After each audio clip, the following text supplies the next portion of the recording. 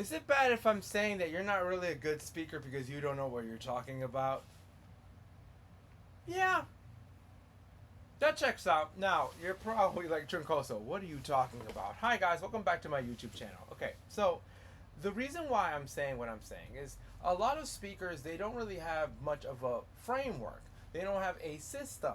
They don't have a structure. They don't have a body. They only have story. But story without structure can get very flimsy because all you're doing is being passionate. All you're doing is expressing your heart. But if your heart doesn't know where to go, then it's wayward. So I've developed three actual frames to look at as a speaker that can help you out with expressing. So we're going to go through them today, and this is going to be awesome. So the first one is advocacy. Now, what is advocacy traditionally, right? Advocacy is speaking with conviction.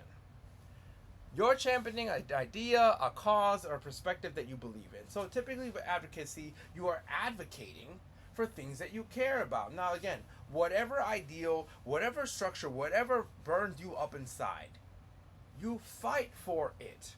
You explain it. You detail it. You make it work and matter. So strong speakers, they don't just inform. They stand for something, audience connects, and then people will care deeply about that message. So what does that look like? To build a skill, you don't just pick topics that make you feel good. You pick topics you're genuinely passionate about. And then you structure it so you learn how to communicate why you're passionate about it to your audience. Now that's advocacy, right? Advocacy also means being the voice for others and advocating for them, being to their defense. And it's from moving from presenting information to making a case for why it should exist.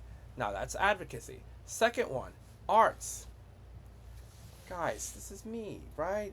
Arts is literally how I grew up. And the reason why I think it's important is because we talk about advocating for something. But when it comes to arts, this is the craft and creativity side of speaking. This is where your story belongs. Because I'm not saying that story is not important. I think it is. I mean, hello, the last video I put up was about story. Check it out. But the thing is, story without structure is the issue. You need both. But you can't be incomplete. Now, what does arts mean? Arts mean you cover storytelling, you cover metaphor, you cover humor and pace, vocal variety, body language, stage presence. All of this stuff takes structure and skill. You can't just yap. So what does that look like? That looks like being someone that can structure what you have to say in a creative fashion. Everything is a heartwarming thing, but you're emotionally intelligent. So great speakers are performers because they use pauses for dramatic effect. They use effectiveness in varying their tone, and they keep attention. They paint pictures with their words, and they have somewhere to go. Now, usually what I do when I teach this is we start off with, how do I hook people? How do I grab their attention? So typically what I've said is, a few years ago, I died. Full stop, everyone's just like, oh my gosh, because it's real. It's gut-wrenching. But that's how I grab you. Now, if I just give story, but I don't really have anything to go with it, structure, metrics, schools bring me in because I actually have proof behind the actual things that I say. It can't just be that I make you feel good. It can't just be that I gut your punch your heart and you're like, oh my gosh. I have to have motivation, but I also have to have metrics. They have to be both and, not but. So that means that you start to see how this goes. You build the skill, structure. You study comedians and actors. That can help you out a lot, and storytelling. Not just speakers practicing writing and delivering stories from your own life. You actually do that. So going back to what I was speaking about, you start with the hook, and then you rise with your story, and you get to the middle of, well, okay, what are the points that we're going to take from the hook that you gave us? Now, I may have 3 points, may have 5, may have acronyms to say, whatever that may look like, but I'm telling people why this matters to them. And then I'm landing the plane. As we close, we circle back, we conclude. That is what makes things a lot better for you. because you actually have a full story that you've structured well. So you have advocacy, where you're fighting for something. You have arts, where you have stories structured in a way where people get the fullness of you. And the third thing is argumentation. So argumentation is your logical backbone. It's the ability to structure a clear, persuasive case that holds up in scrutiny. Like, you said what you said, and we know why you said it, but now you proved that what you're saying stands on business, if that makes sense. Like, you're actually on it. So that involves making strong claims, supporting them with evidence, anticipating counter arguments, and leading the audience to a conclusion step by step. Again, when we talk about my story specifically, yes, I had a bad time a couple of years ago, to say the least. I'm completely like diminishing it. But think about what I want people to do, to be empowered, to have these metrics where people just don't like talking, and that communication is actually in more of your emotions and your body language than in the actual words that you say, and that public speaking is one of the worst fears in the country and the world.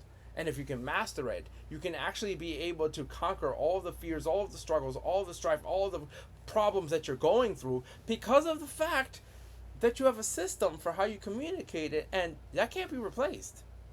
That can't be digitized. I'm sure you can try and copy it, but it's not going to go well because it's authentic to you. That's an argument. That's what I would say to these schools, to a bunch of people. Like, I'm speaking with colleges right now, and the main thing is, you may feel like you are being replaced. You may feel like it's the end of the road for you. You may feel like the major you declared last week is going to be replaced by AI in 5 years. So why graduate? Why keep going? Why not just drop out? Because you're better than that. Because all this is a chance for you to pivot and make the moves you need to make. So let's work on that. And then I give you the metrics of what can happen if we can be able to blend public speaking, communication, all that stuff. Like, that's the way that we do this. So all of these A's matter. You may be stronger in some than others, but at the end of the day, you need to make sure that your advocacy, the arts, and the argumentation is clear and solid as you take communication. So in close, right, this is how I can give you, right, everything in one sentence for each. Advocacy gives you fire. Arts give you flair. And argumentation gives you foundation. So use each one of these tools strategically, and you're going to be great. I'll leave you with this, right? I want you to identify which A is your weakest. You're probably like, what? Why didn't you just tell me what I'm strong at? Nah, we're supposed to grow. We got to get better. Because if you can work on the weakest link, you will be your strongest self. So identify the A that's the weakest and build that muscle.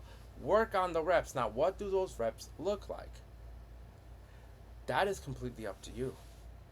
But I will tell you this. Once you master it, you're going to be very successful.